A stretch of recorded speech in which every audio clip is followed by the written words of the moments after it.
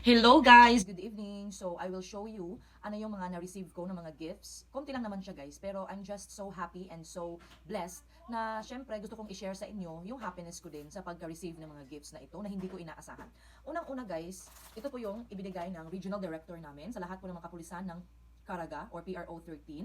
So, thank you very much po to our Police Brigadier General Kirby John B. Craft. Okay, siya po ang recent or current regional director ng PNP PRO 13. So, bubuksan natin guys ang laman ng box na ito.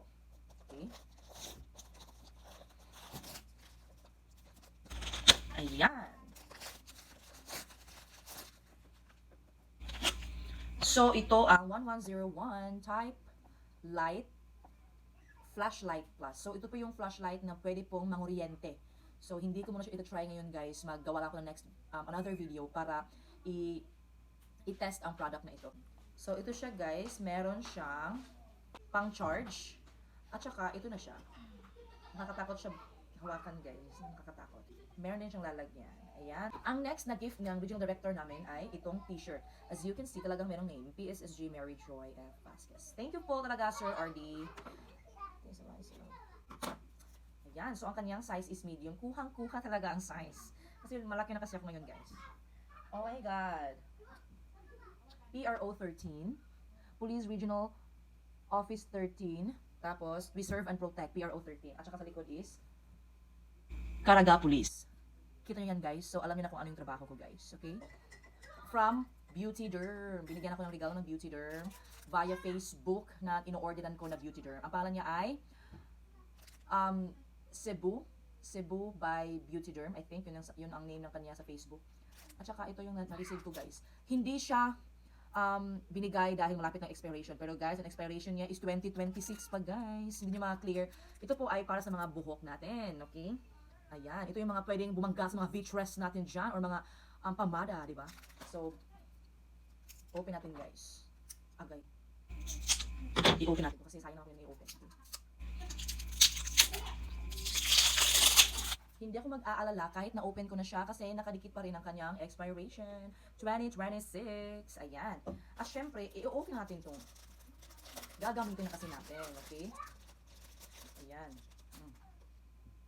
Ito na siyang. So, syempre, gagamitin ko na to. Thank you very much. Ayan. Diba? So nice. Mahal to guys, yung mga ganito, yung mga paano tawag dito, nakalimutan ko guys. So ito yung from Beauty Derm. Ito yung third product na binigay sa akin. Next. Third gift. Yung pang-apat, ito.